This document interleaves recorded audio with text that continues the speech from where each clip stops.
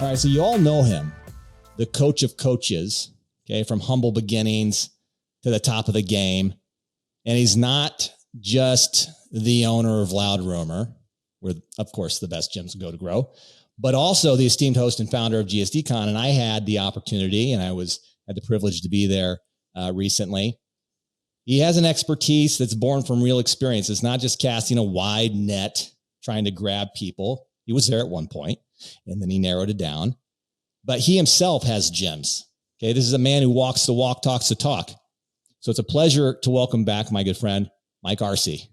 Mike, thank you. Thanks for joining us Michael, again, man. Appreciate being on here again. And good seeing you about a week or two ago at our event. Yeah, I loved it, man. I learned so much being there. And it wasn't just the learning that I took away from those that were there and the those who got on stage and talked just like yourself and a lot of others, but it was kind of introspective, right? I was like looking internally on things because we had those moments where we'd sit down and be quiet and really think through stuff.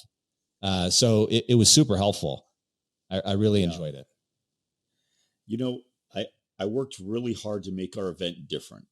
And one of the things I saw that I think actually hurts business owners, gym owners, is they teach you how to do things.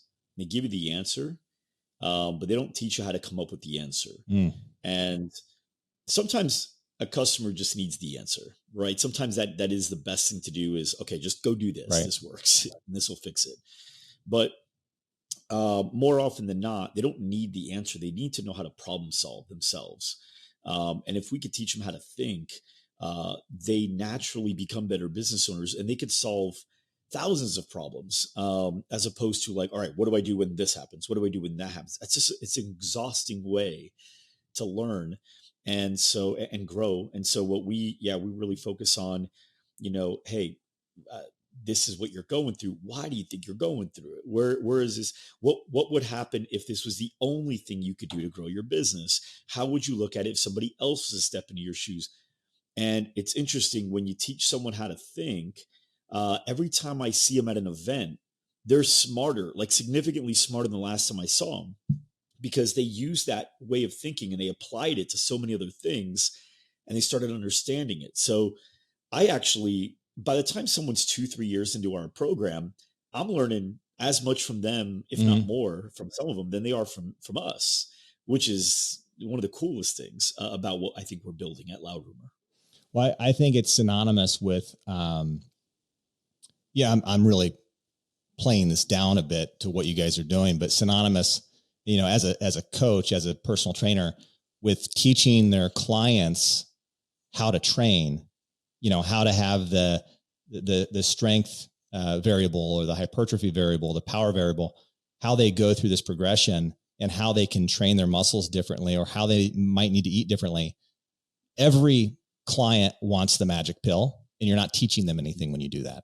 So I think what, the parallel that I draw from what you're doing is so valuable, because I came there and my intention was to be a spectator, and I came in and I was like listening to the talks, really getting engaged with everyone, and the takeaways, it was phenomenal. I mean, I really commend you. I was right there with you. I was right there taking notes. Yeah, I saw you. So was I. Yeah. When Vern Harnish was speaking, I was taking notes. When I was up on stage with my mentor for that fireside chat, I had to ask someone for a piece of paper and a pen because I didn't want to forget the principle he just shared with me. I thought it was so good. So no, I appreciate it. I mean, the funny thing is I go in there with the intention always to like give the best experience. And then somehow I'm getting the best experience of taking notes and learning from some of the people on stage as well. So yeah, I'm glad you got that. And, I think we're doing it right. And, it's exciting because everybody wants that magic pill, like you said. But the problem with that is, number one, it doesn't exist. Let's face it. It doesn't exist. And number two, when you have the magic pill, you have these big roller coaster rides. But when you have like a real foundation that you keep building upon, that's why we track everything. Our average gym member, they grow. Gym member meaning we call them members too, gym owner. They grow by 89.6% within their first year. That's without a magic pill, because a magic pill is fake. It doesn't really work It's anyway. temporary.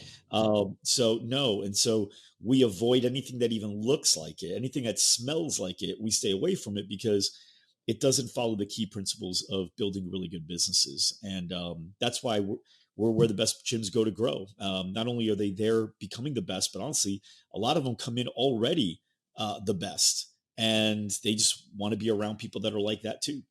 Yeah. I can't remember if it was you or someone else who said this, but it was, someone was talking and they were taking notes on the person who was speaking. And then they said, well, the reason why I take notes, I think it was you, is because you're always learning. It's like reading a book and then reading it over again. And then you pick something else out of it and you go, oh yeah, and it's no different than watching a movie. I've seen probably, plenty of movies more than once. And when I watch them, there's something else that I pick out. Like, what's the, man, I'm thinking It's a Wonderful Life. I was going to say It's a Good Life. It's a Wonderful Life, right? Every time I watch that movie, every holiday season, I see something different in the movie. And it's the same thing with the principles that you learn from someone that's teaching a course or a class. And it's the same when you're going through the process of reading a book. You got to read the book again. You pick something else out. So, I saw that while I was there. And like I said, I mean, it was a fantastic event. You guys really do a great job. It was actually my mentor, one of my mentors, but the one that was on stage, Jay Berg, he's the one that said that. Oh, that's right. He was taking notes at my event. Yeah, that's right. And I'm right there next to him. Yeah. Taking notes, right? There's a lot of smart stuff being shared in the room. It's great. So today I want to, we talked about it a little bit before we got on here, because I wanted to make sure I had your consent to do this, but I want to dive into something that I think is invaluable. And it's really that leap to business ownership. It's a little daunting. A lot of people fall short. Oftentimes they're kind of too far over their toes, or they overreach. Before they know it, they're kind of tumbling down. And I frequently hear, you probably frequently hear too, those who've fallen, they've risen again. Okay. They're the Phoenix. And it's that resilience that's ingrained in them. That's that habit of perseverance, where they learn from their errors. That really sets them apart from a lot of the others out there. But what I wanted to do was kind of uncover the missteps that maybe you've had in your own life. Okay. And really pinpoint something maybe in business, maybe a lesson that you've learned that you realize never to repeat again, because it was a painful approach to something. But that's where I see there's a true value of a coach, right? At the very least, a mentor who becomes it becomes apparent, because there's a tangible difference to me. There's a tangible difference between having a professional coach, which I see you as, or a buddy or a mentor who just kind of acts as a sounding board. To me, a coach is someone who brings an action plan, strategies, the tactics. They break the stuff down and they push past plateaus.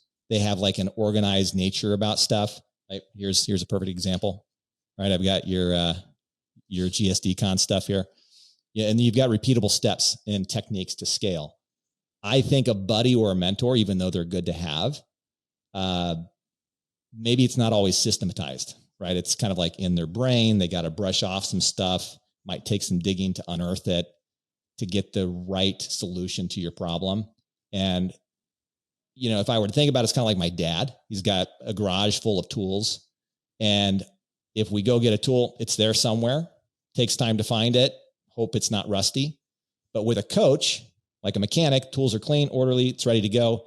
So I know I'm kind of like going on here, but I just want to like preface this, because I know everyone's had a low point, whether it's business or personal life.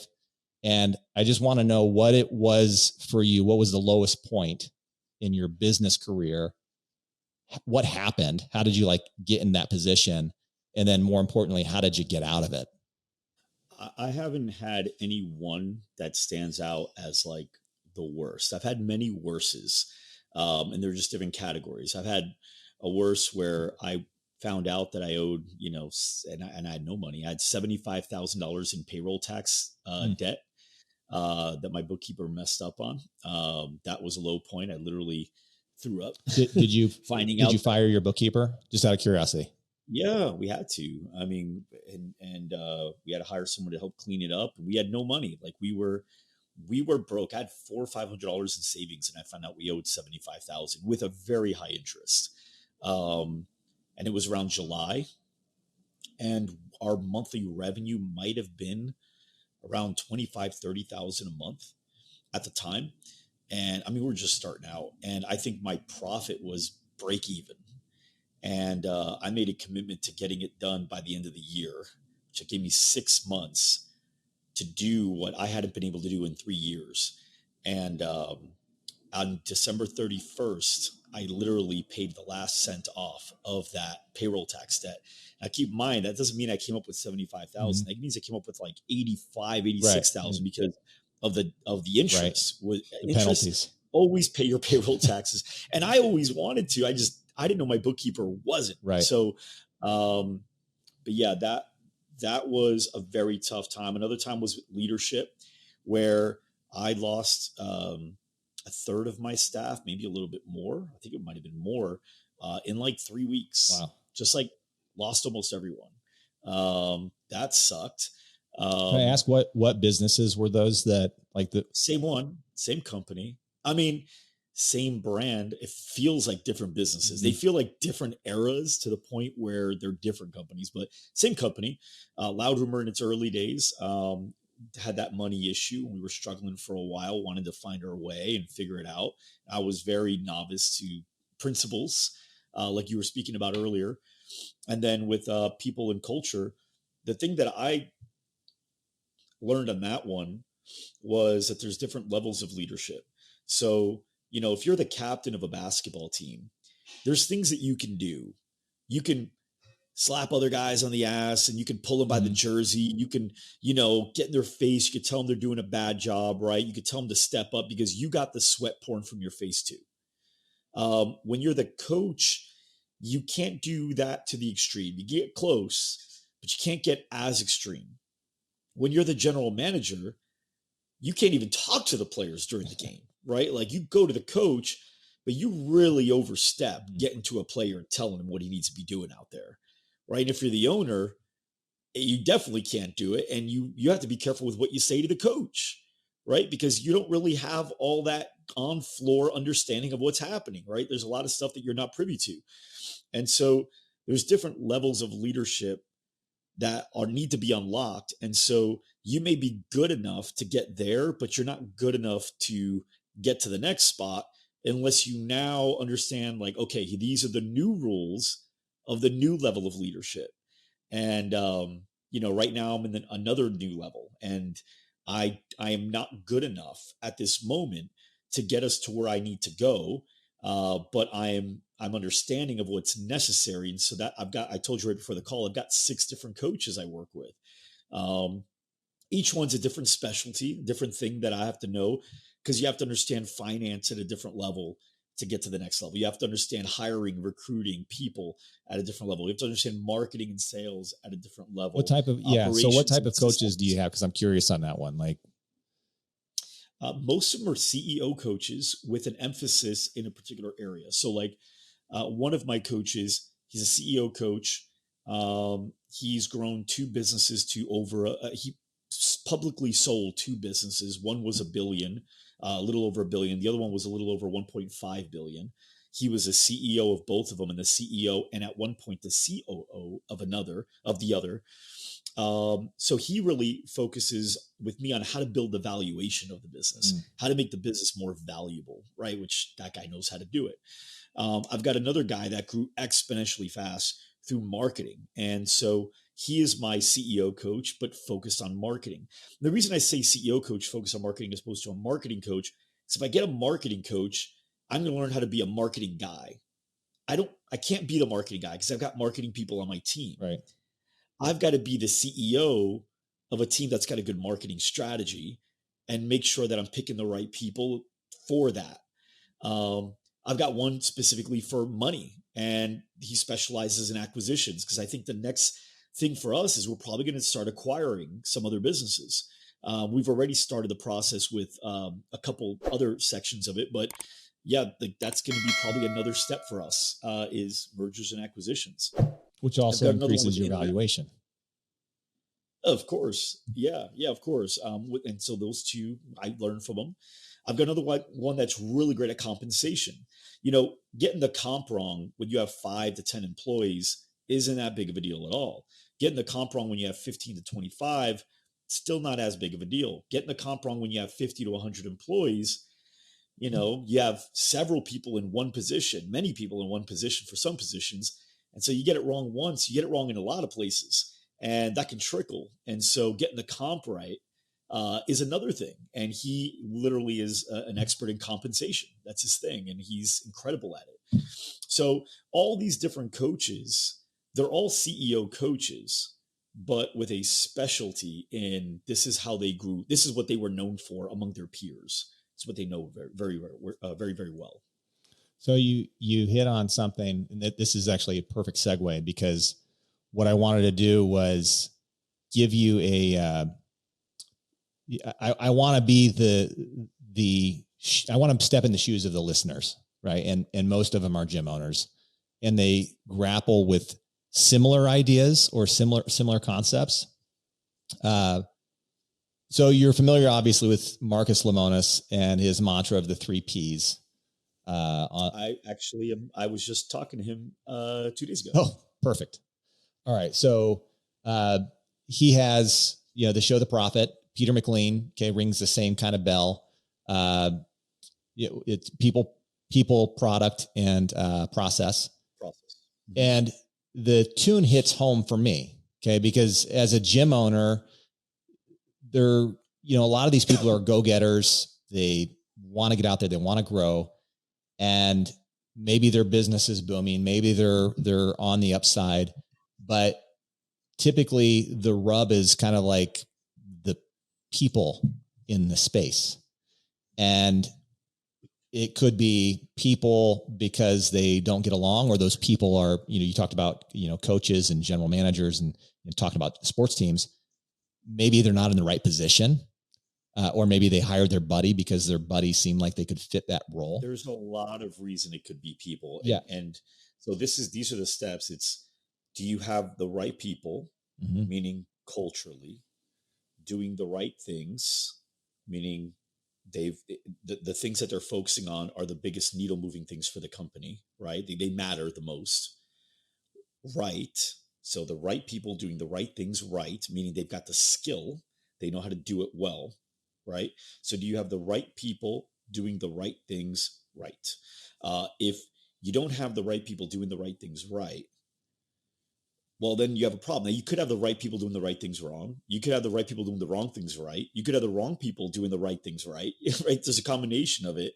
But, if you don't have the right people doing the right things right, there's going to be something messed up somewhere. And it's ever evolving. Somebody might have been the right person doing the right thing right a year ago. But now the culture might have shifted to where we're more focused on this. This is who we are.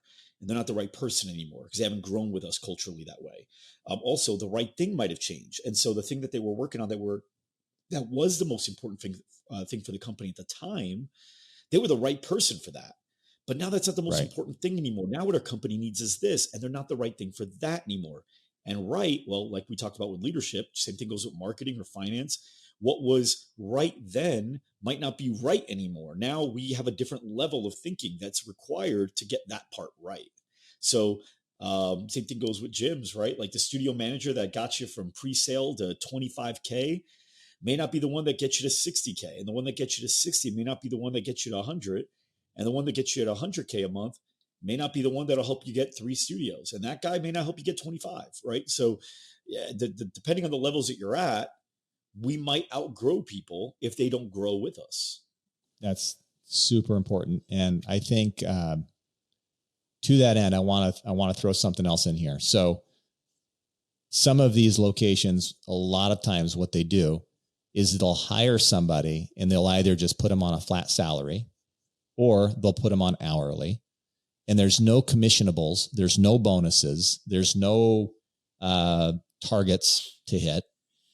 So, from my perspective, it's let's find the needle movers. Let's figure out how production can be ramped up, and let's pay on that production, or let's pay on those needle movers. How do you advise those that you're coaching on how they need to compensate their staff? And let's just assume it's just a membership-based club. There's nothing special about it. It's just memberships that they're selling. Yeah, I think there's many ways to do a lot of things. There's many ways to get in great shape. There's many ways to raise good kids, and there's many ways to compensate. There's not one right way to do it. There's definitely wrong ways to do it. I do think that having flat rates across the board with no KPIs is a wrong way, my perspective. No matter what your comp plan is, there needs to be KPIs for sure. And KPIs meaning key performance indicators, another fancy word for like metrics that we've decided are important for this role to hit in order for us to get to where we need to go. So, the studio manager's number one KPI should always be revenue. That is their number one KPI, getting that revenue to move up. Now you can give them like 10 other things if you want to. I think it's too much. I think like 1 to 5, 5 is max, 3 is probably ideal, but there's one main one and all the other ones kind of drive up to that. So for example, keeping the attrition, the churn, how many members you lose on a monthly basis, keeping that below 6%. That might be one of your KPIs. But why is that a KPI? Because if you keep your churn low, it's easier to add more members as opposed to just replacing members. Therefore, the revenue goes up. Another one might be generating a minimum of 30 appointments per week, right? We need 30 new appointments per week. Well, that's great, but that KPI leads to more revenue because the more appointments we have, the more show, the more close, and the more members that buy, right? And spend money with us. So you could have some supporting KPIs, but ultimately the number one metric for a studio manager should be revenue. And I believe my perspective is to compensate in accordance to that target and you incentivize. So in like Texas, for example, we are, by the way, if anyone is looking, we're looking for a new studio manager here. We currently have one that's my operating partner as we just opened it in July. So he's been the manager as we're ramping up. And now we're at the point we hit our trigger where it's like, okay, let's replace him and let's get an actual manager that's not an owner, right? So we're looking for a manager there, but that manager is going to make, now a lot of people are going to be shocked when they hear this, they're going to make 6 figures at this gym. Now, keep in mind, this gym is probably never going to do more than $52,000 to $62,000 a month in revenue, right? Probably around 60. But they'll make 6 figures there. That means I'm giving them a good chunk of the revenue. But their job is to get it there, and they're not making that until they get there. So there's a base that we'll pay, and then there's a share of the success, and they get bonused every month as a share of that growth. And so they're really incentivized to get that number up there. And then they have numbers they have to hit on a monthly basis because they can't just sit there. Let's say they're comfortable making $75K a year. Well, just because you're comfortable there doesn't mean we're comfortable there. So we still need to climb. So you have to get to the point, as a manager at our company, you have to get to the point where you're making 6 figures, or you're probably not going to make it. So it's a requirement you make 6 figures at our company. Is that typical? I've always heard, now this is, aside from a training, is this a studio, like a group studio? Yes. Semi-private training studio, correct. So typically the percentage on payouts is higher in those scenarios, but generally 20 to 25% is kind of hitting the peak in most business types on payroll. So if you hit that mark, you're right. I mean, most people, if they heard it's a 6-figure and you guys are doing 50K in revenue, that's a heavy piece of the pie. Well, here's the thing. Here's why. Because we could only do in that model, this concept can't do 83,000 a month. Like mathematically, unless we raise our pricing past what I even consider reasonable, we're already going to be between 400 to 500 a month. So we're not going to be able to really pass that 62K mark. Now, if we were able to get to 83K or 100K, like more than 90% of our members are able to do in their model, we could still compensate 6 figures and keep our overall labor budget under that 30% mark, right? Which is where we want to be. But ultimately, it's hard to stay under 20. You're right. 20 to 25% is what's tolerable for people doing probably 35, 40K or less. But as you start making more, not all the other expenses scale. Right. Your rent isn't going to scale. Your software expenses aren't going to scale. So there's so many things that won't continue to scale. So you can get your payroll to 30, 33%, maybe even 35% if it means you can be completely hands off and know that the business is doing great without you, because your other expenses will still not allow your overall expenses to reach higher than 70%. So if you're able to be at 30% with your payroll being 30%, who cares? Mm-hmm. So that's when I'm thinking about this, because I'm going, all right, well, some of these guys, they run and operate a facility. They're at a flat model, right? They don't have these KPIs, and they're having a hard time making the adjustment. They're going, how do I adjust? I'm doing 30 to 40K a month in revenue. How do I adjust to now tell my team, hey, we're going to go to this model where you're going to get compensated for performance? And the immediate response from gym owners that are in those positions, they're going, I'm going to lose people. They're fearful they're going to just get people to leave. But the reality is most of those, again, this is just me like peering through a window, looking in, seeing this stuff happen. They're on their phones. They're not paying attention. They're letting other people try and pick up the trash, putting the blame game on somebody else. Yeah. I mean, it's chaos. If you're losing that, you're not losing much. But here's the thing. Sometimes you have people you don't want to lose, like they are really good. That comes down to you as a leader being good at storytelling. Mm-hmm. You got to be able to tell a really good story. And a story doesn't have to be false for it to be a story. A story could be true, right? There's many stories that I've been told and I tell that are true stories, every word, and they're great stories.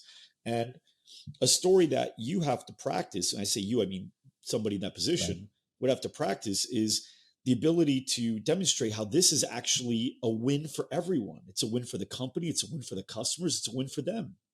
So if, let's say, they're on a base pay, earning 50K a year or 45K a year as a manager, and we're now saying, hey, we're going to change the comp structure, we have to start saying why, and usually start with why.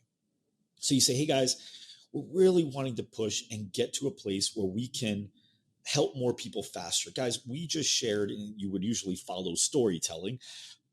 I just shared with you 6 incredible stories that demonstrate us living up to our vision at a very high level. Everything we say we set out to do, I just share with you, it's happening, and we're doing it very well. What that means is we've gotten really, really good at the thing we promised the world we'd get good at. So now that we're here, there's only one left thing to do, is to go do it more. Go help more people more. How many of you guys agree with me, right? They'll agree. Right. And you say, the only way for us to do that is to do all the things that are necessary, that are required, and use all the tools that are available in order to position ourselves in front of enough people to show what we can do. And so I believe that in order to do that, I need to invest more as a business owner, which I'm confident in doing more now than ever because of you guys and what you've been doing. That means I'm going to invest more in technology. I'm going to invest more in research, and I'm going to invest more in you. I want to make it so that you guys all have the opportunity to earn more with this company, as we're inevitably going to do. So here's how we're going to do it. And then you tell the new comp structure, and you show how when we grow, this is a better thing. Now we have to be able to do that. And by the way, that you don't wing it. You practice that in the mirror. Whatever you want to say, you write it down. And then, because if you say it, it'll take you 30 minutes to say what I just said. Right. If you wing it, it'll take you too long. But if you write it, you'll be able to think, and you got it smaller, and then you tighten it, and next thing you know, you got this, what would be a 30-minute speech, wung. Now it's what took me 2 minutes, right? something like that, to really do it. And now you can do it a lot better. But then you got to practice. You got it down to 2 minutes. Now you got to practice it. So you could say it with emotion. You could say it with energy. And then this way your team can hear the message the way it needs to be heard and not misinterpret and get lost in, some of the shuffle. Does that make sense? Yeah, I think that's a really good point. If you guys are listening, I mean, at this point, you should be listening to this because these are key pieces that you should be taking away. And I want to drive into people, Mike, because I know that you have GSDCon people coming up, and this all kind of, works together here from this conversation, driving into, payment structure for your staff and how maybe they work within your facility. So how are you, tell me what GSDCon people is about. And then I've got some questions on that related to it. So I think the reason we started in the beginning of the year is because we truly believe it's the most important piece. If you're in a service-based model, which we are, we're all about experience. Mm-hmm. People don't need your gym to get in shape. They can get in shape in a billion ways. They can get in shape for free on YouTube. They can get in shape simply by just following life understoods, right? Like I understand, like most people understand, more fruits, more vegetables, less fast food, more water, better sleep, move more, right? Like everyone generally understands that, even though they may get the macros wrong and may work out wrong. If they do those things, they'll be in better shape. They have YouTube, they have Instagram, they have online coaches. They've gotten an enormous amount of gym opportunities, from the Planet Fitness for $10 and the EOS to the Lifetime Fitness to all the studios in between that offer all these things. There's an unlimited amount of options for your prospective members to choose from to get to their goal. So what is going to be the difference between you and them? Well, there's a few things. Number one is something that is unique to you. So if you have a thing that I just actually had a meeting with somebody who articulated this really well. His name is Nicholas Kuzmich. He was actually just on my podcast. It's going to launch probably next week or the week after. But he articulated as the category king. So when you think of streaming movies, you think of Netflix. Mm-hmm. When you think of search engine, you think of Google. When you think of AI bots, you think of ChatGPT, right? You think of videos, watching videos online, you think YouTube. Ride sharing, it's Uber. And when you think of heart rate monitor fitness studios, you think of Orange Theory, right? Like that's just what they became, a category king, which allowed them to be the most successful franchise in the industry when it comes to the success of their individual franchisees, and the majority of them being so, right? They were. Now, if you consider success the amount of locations, well, I could name a bunch of other franchises that have more locations, but they have a lot more failing franchisees in percentage. That's not a winning franchise to me. That just means you're a winning sales team on the franchise side. That's it.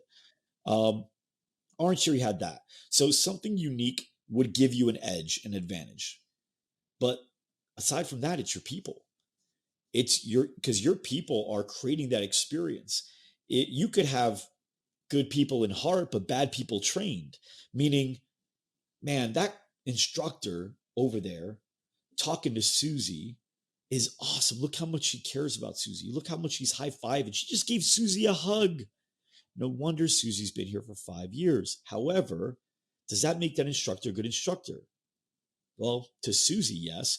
But look at that other client over there that started 2 months ago and is still shy in the corner, doesn't know anyone. She's probably going to quit in a month. Why? Because she's shy here and she's an outcast here, probably like she's an outcast in the rest of her life. And Susie is an extrovert here, just like she's probably an extrovert in the rest of her life. So Susie just got more of what she already gets anywhere else. And this one girl, you had an opportunity here. And instead of being a great host, a great concierge of experience, you're just going to the easy ones, the ones that are easy to talk to. The great instructor talks to everyone, make sure everyone is included, and doesn't favor certain people just because they're more fun. They don't look for friends.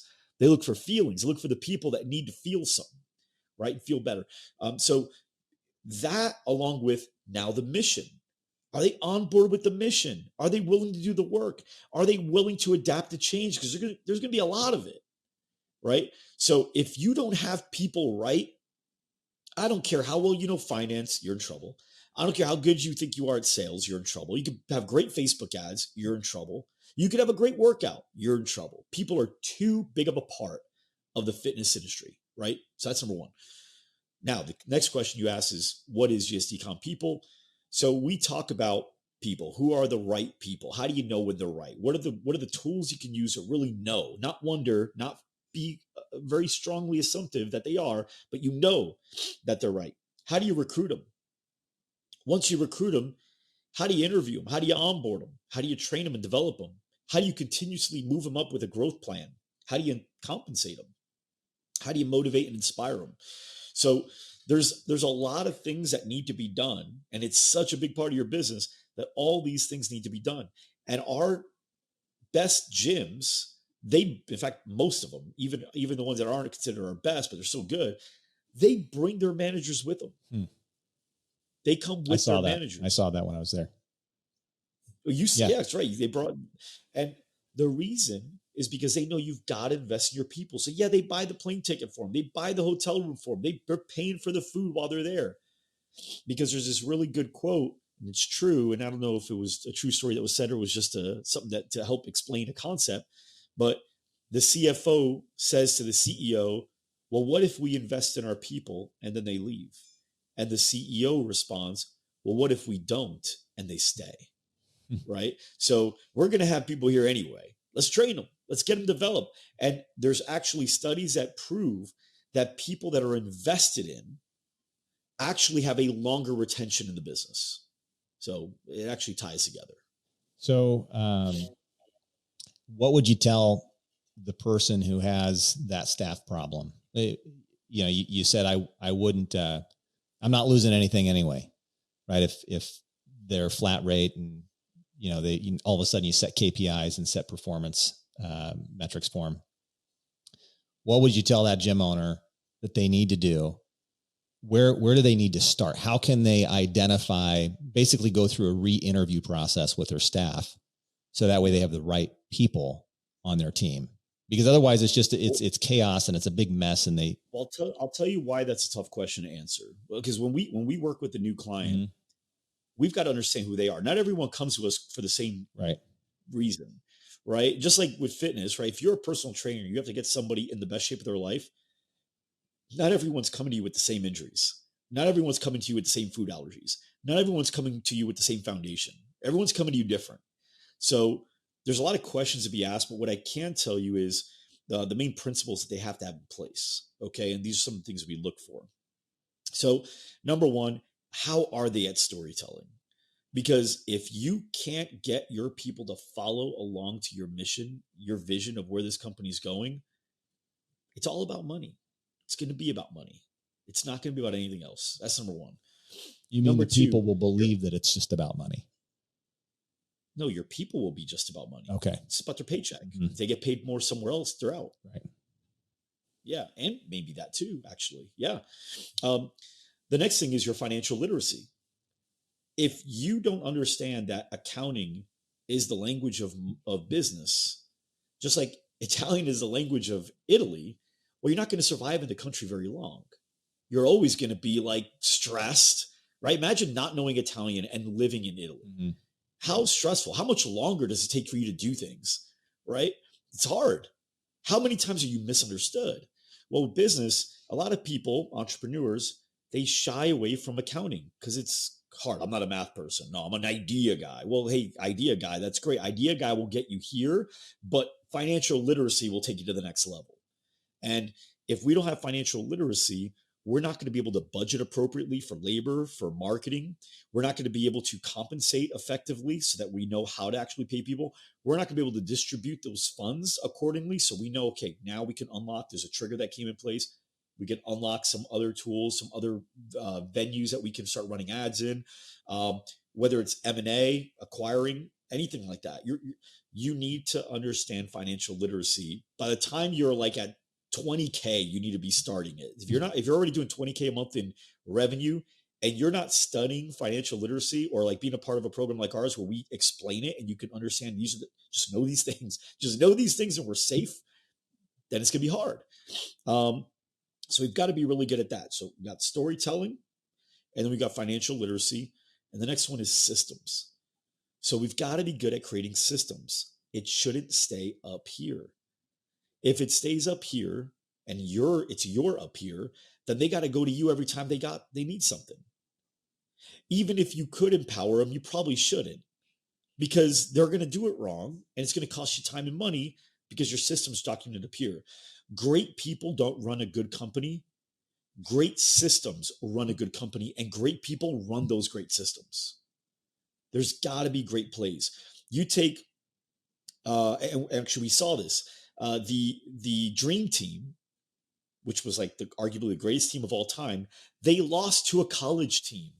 Did you hear about this? No, I missed this. So before, I think, their first game in Barcelona, this is a team with Michael Jordan, Larry Bird, Magic Johnson, Charles Barkley, all those guys. They met up and they played a college team. What year was this? First time this had to be in 92. Okay, I was going to say 92. the 90s. Yeah. Yep. 92. They played a college team, their first time playing together, and they got whipped. A college team. Michael Jordan's better than everyone on that team. Magic Johnson's better than everyone on that team. In fact, everyone on the Dream Team is better than everyone on that team. The only advantage that the college team had that the Dream Team didn't have is an understanding of plays. We have these plays. We run them. We know how to run them. We run them together. We run them effectively. This is how they work. The Dream Team, they all come from all different teams. So they don't have a unified system of plays. And so they're good people, great people, couldn't be a good team because a good team had great plays and they ran it. Make sense? So at GSDCon people, are you guys, back to people, process, and product, you guys are covering essentially people and process because your systems are part of the process, or is that separate? Yeah, we start the conversation in strategy. So like you saw the meeting rhythms and the KPI scoring and all that. So we start the process in strategy, but then we close the loop in people. And because we want to make sure that it's all tied together and you see how it ties together. Product is actually a function of marketing. So we teach that at GSDCon sales, which will be in June, because sales is all encompassing marketing, sales, retention, all product development. That's all part of marketing. The product is marketing. So when are people seeing this uptick in revenue? $7,000 to $9,000 roughly, so somewhere in there in that first 30 days, right? So when are they seeing that?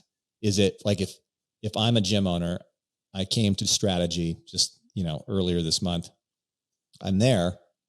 Am I going to see that after strategy? Am I going to see it after people, or am I going to see it after sales? When do I see that? You'll see it. You'll see it right away.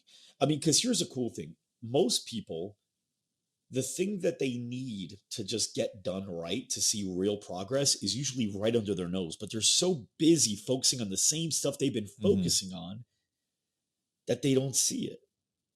It's why nobody can smell their own breath, right? Yeah. Like you can't smell your own bad breath. You just, it's not able, you're not able to, it's hard. And so when we come in, if let's say you're the gym owner and my team's working with you, you've got one, at least, possibly 3 to 4 low-hanging fruits that if we were to just focus on those things really, really well, it would change things for you. And then we just move on to the next low-hanging fruit. So with some people, we may look at them and we go, this is actually a true story. This happened with somebody maybe about summertime. His name was Oscar. We looked and we're like, you've got 12,000 people in your CRM that have phone numbers and emails that have opted in to work with you, that are within a few miles of your gym. Here's what we're going to do. And boom, inside of one email, we got like 87 leads. We closed like 40 sales, right? Done. We look at another one and we go, you haven't raised pricing in 2 years and your pricing is well below market.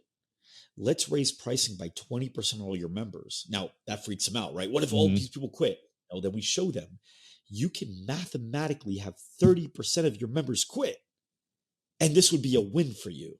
right? We show them, which would mean this many members, right? So we actually will do the math with them and say, like, look, we can have way more people than you would think would quit. But for the people that went up in price, this is what it does for your revenue and profit. So that, by the way, that is the most common thing we do. One of the most first things we do is we raise pricing.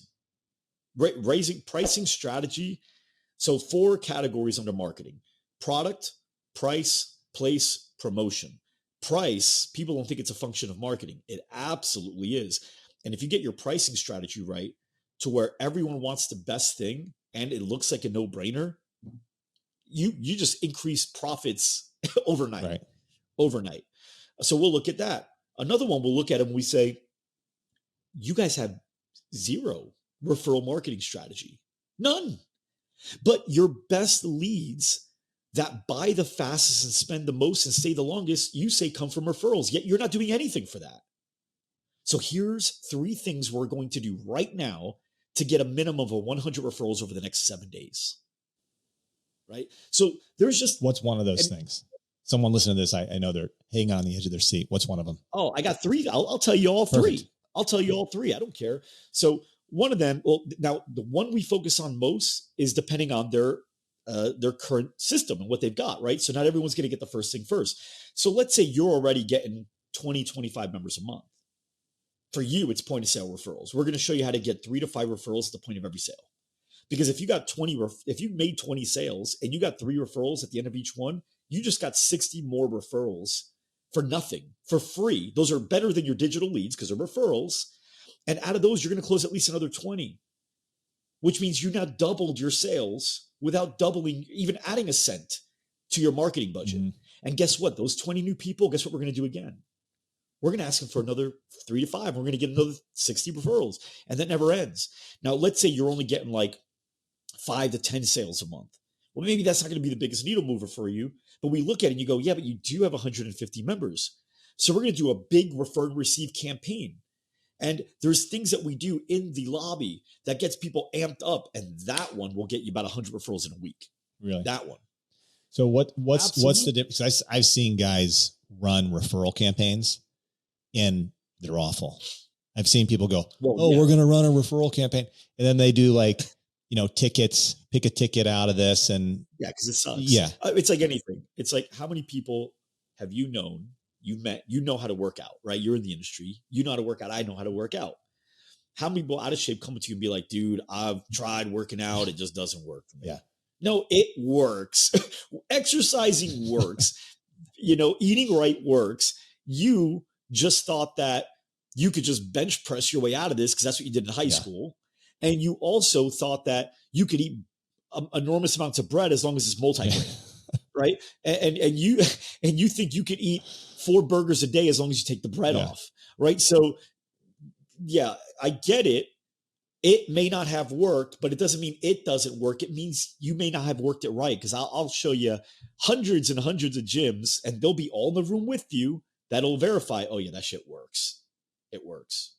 What percentage of customers, let's say they got 150 customers, or 100 customers, what percentage of customers on a refer and receive program that you guys do, what percentage come in and actually refer more customers? I'm not going to lie to you and pretend I got that percentage. We don't track that. Okay. We track ultimate end of like the end number that we care about. So what we want is 100 referrals in that 7-day period. That's what we want. But again, the reason a percentage doesn't matter to us is because that's not going to be the strategy we use unless it's the best strategy. Right. So if I look at you and I'm like, dude, you got 220 members, we already know the math. You're going to get 100 referrals from that. Right? That's it. But if you come to us and you're like, I got 70, we're like, we're not running that play because you may only get like 20, 30, right? So it's not going to work as well. So we'll move to something else. Now, 20 to 30 referrals isn't bad.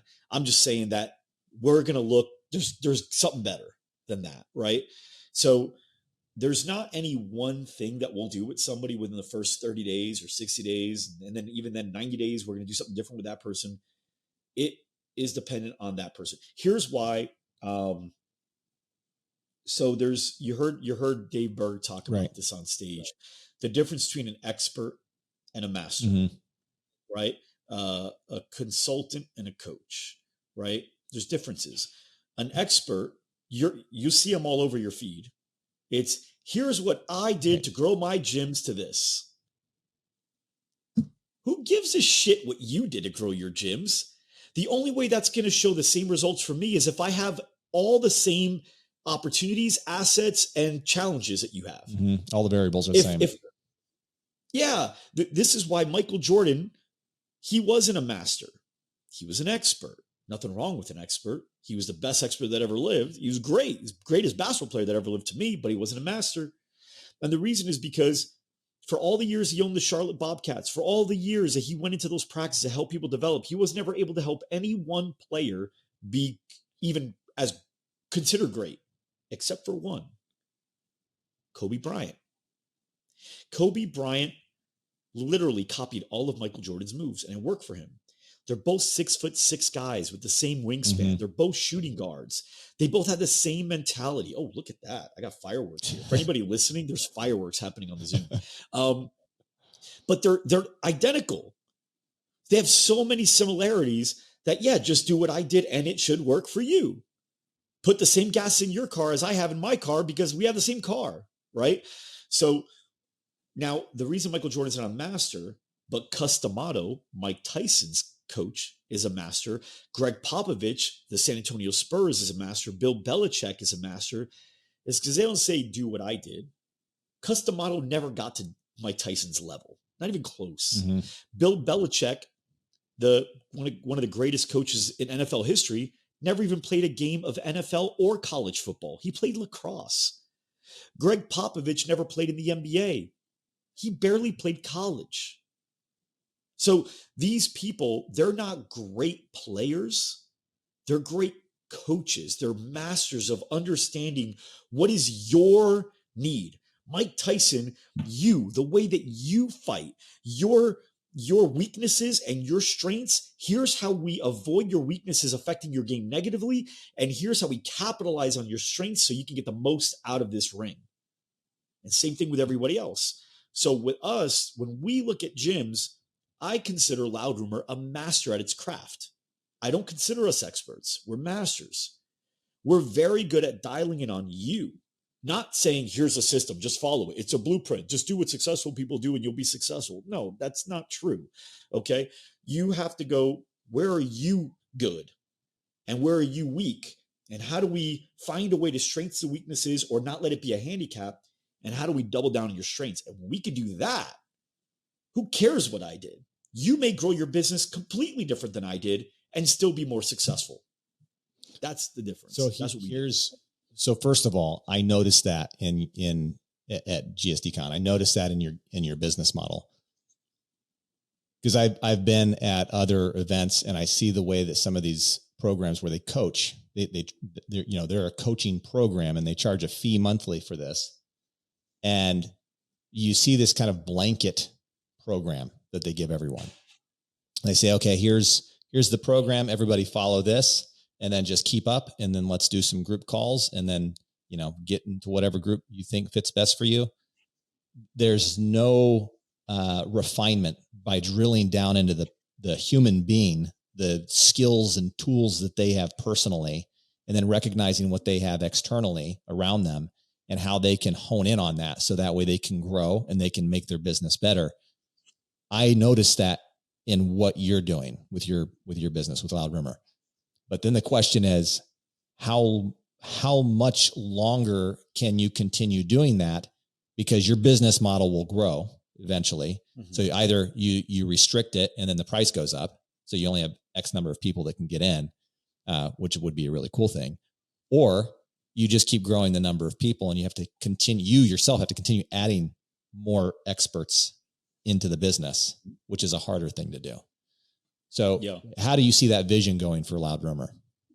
The vision isn't about more customers or less customers and more money. The vision is about being the best at what we do, which is helping gym owners get more members, more money, more minutes, right? That's mm-hmm. what we care about. And so along the way, we're going to make tweaks. And right now, we feel like the track that we're on with the price point that we have, the people we're bringing on, we feel like we're very, very close. We identified even something today that we probably should stop taking on. We literally just made the decision today that we're not going to take anybody else on in pre-sale in the mastermind. We actually had a pre-sale program within the mastermind, and we just said it's not worth it because we can't identify at all who you are, at all, what your grit is, what your resilience is. We have a minimum of $15,000 per month is what you have to be doing to work with us. And actually, we're about to drive that up to 20, 22 maybe, because we're learning that there are thresholds where people are mentally weak, where people won't do the work, where people won't point the finger at themselves. And we notice that people that are doing 40, 50K and up, they hang around. They always go, what could I have done better? They always say, what do you think I should be doing? They always say, hey, how do you look at this? They're curious. That's the only way you're going to get to that number. You don't trip and fall at 40, 45K. You have to have some level of grit and intelligence to get there. But 15 to 22K, you could have that grit and intelligence and just maybe need that little tweak. We don't know, but you could also just not be showing up. And we don't know what it is sometimes, but we're also wondering, is it worth rolling the dice? So what we're also considering, Michael, is not necessarily raising the price, but maybe increasing the filter and increasing the level of qualification to get into our program. Because just like fitness, it works if you work. Customato couldn't get Mike Tyson to where he is if Mike Tyson didn't wake up at 4 a.m. and do that jog and show up to the gym and ready to fight. Mike Tyson wanted to win. He wanted to be a champion. Customato can work with that. But the guy at LA Fitness that hits the bag every once in a while in the aerobic room, and sometimes he's motivated, sometimes he's not, Customato can't help him. There's nothing you can do with that guy. Right? You can get him a little better sometimes and he'll fall back down. So you got to have the right mindset. And so we're looking right now for the filters as to how do we ensure that we're rolling the dice very, very carefully so that we can almost be certain that the people that are coming into our program, we can help get them where they need to go because they've got everything they need up here. And maybe I can't want them to be more successful than they do. And maybe that's another program that you roll out down the road, right? A tiered program, a stepper to get them into the next one. I'm not Tony Robbins. I can't pretend I am. That's him. That's his thing. And he's great at it, right? And he's been doing it for 30, 40 years to the point where he can help you better and charge you less, right? Because he's built systems around it. So that's what they do. I would have to put in 20 to 30 years like he did in order to be that good. But what I will tell you is for right now, they got it up here. We can help them. If they want to, Mike Tyson wanted to be more successful than Customato wanted him to be successful. Michael Jordan wanted to be more successful than Phil Jackson wanted him to be successful. That's the way it works. And so our members that are doing great in our program, they want to be more successful than we want them to be successful. And keep in mind, we really want them to be successful. So when that's in play, we're good. Everything works. Awesome. Mike, I appreciate you jumping on again today. And, for those of you listening, February 17th to the 18th, Hyatt Regency, Austin, Texas is the next GSDCon people. And you can go to gsdcon.com and find out more about that. Mike, where else can they hit you up? Where can they find you? They can search Loud Rumor on Instagram. We're very responsive there, or me personally, Mike Arce Live. And for those of you that confuse my middle name, it's ARCE. So Mike Arce Live on Instagram. Awesome. Thanks again, Mike. We'll talk soon.